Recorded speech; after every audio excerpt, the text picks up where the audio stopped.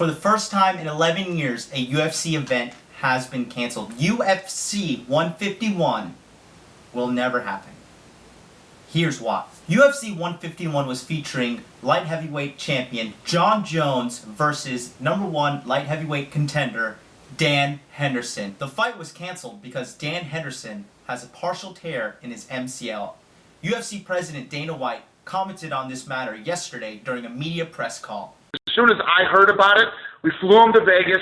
He saw Doc Sanders, and Sanders told us he's got a partial tear in his MCL. I mean, can he fight with it? He has problems with lateral movement and some other positions. The next person up for a title shot was light heavyweight Lyoto Machida, who was a former champion himself, fighting Jones in the past, losing second round via guillotine choke. Lyoto Machida denied the fight because he was already on a plane back to Brazil, where he lives.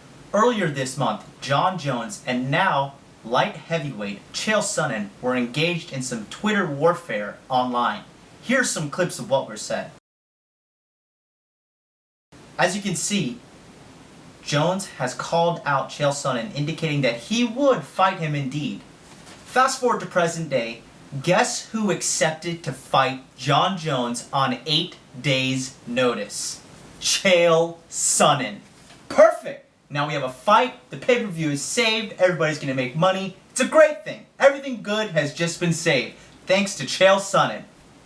No, Jon Jones turned down the fight due to the advice of his trainer, Greg Jackson. Jon Jones said, I'm not fighting Chael Sonnen with 8 days' notice.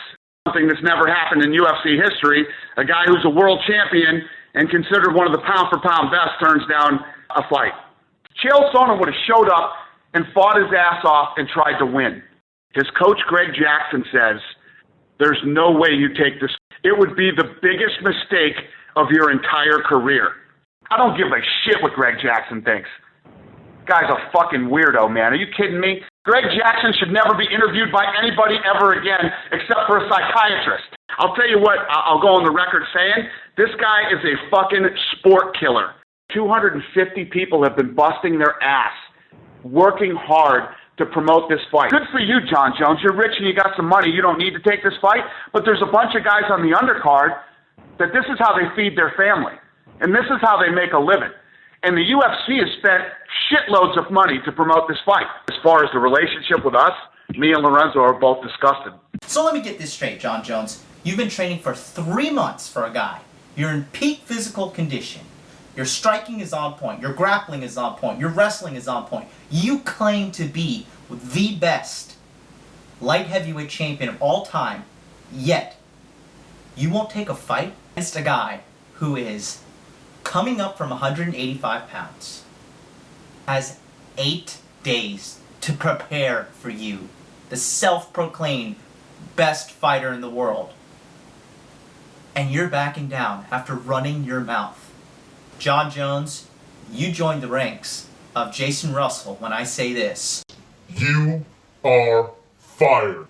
There's been a huge public outcry against the champion. The internet is now filled with Jon Jones hate. And numerous people are taking shots at the champion. Closing, all I have to say is, Jones, don't talk about it, be about it. Man up. If you were the best, you would fight Chael Sonnen.